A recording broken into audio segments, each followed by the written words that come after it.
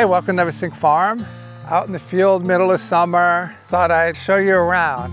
We grow a lot of onions, and I grow onions because, well, they sell well. People love them. I love them, but they're really easy. They used to not be so easy.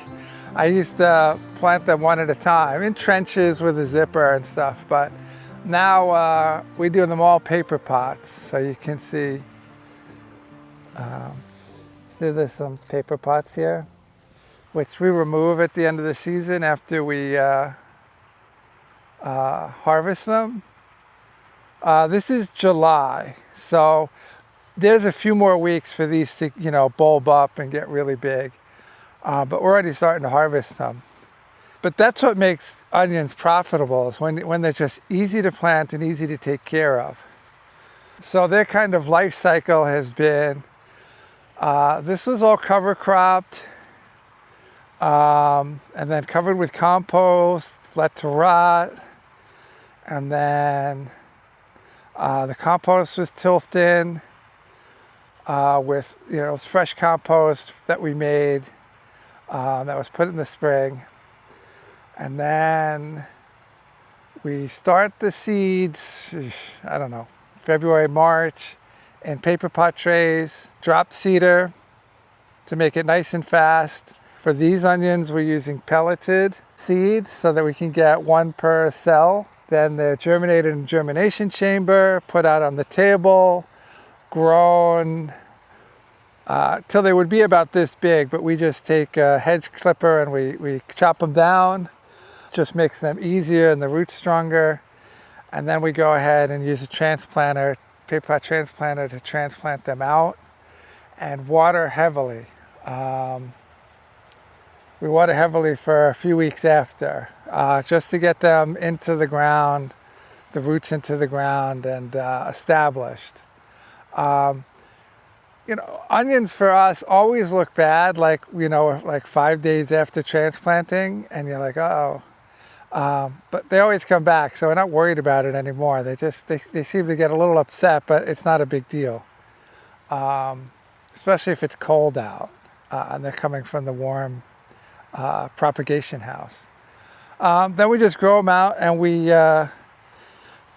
now cultivate them with that Freedom hoe. It's a round hoe.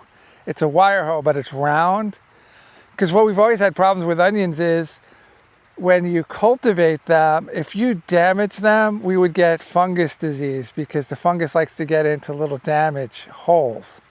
So before the bulb happens, we're hitting the green, the leaves, and so that's not good. And that's true for leeks too. So we just use the round wire hoe, which doesn't do any damage at all. It's pretty awesome tool. And so we'll just run that up and down the rows as they grow. Even as they get bigger, now you can see this has just been cultivated maybe a day or two ago, and do the paths.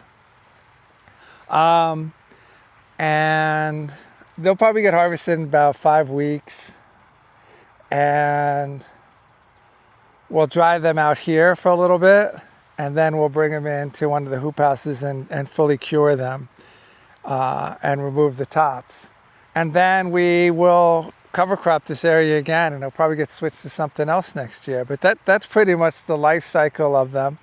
And I think the major point is keep it easy, use paper pots, use pelleted seed, so you can use a drop seeder, water well, make sure you have easy and plentiful water, and use a cultivation method that's not going to damage the leaves, and you're going to get a lot less fungal problems on the leaves, which is going to limit the bulb size. You can see there's no fungal problems here. It's all good, and they're very healthy, which is good. Yeah, so anyway, thanks for watching. I hope some of the tips are helpful, and till next time.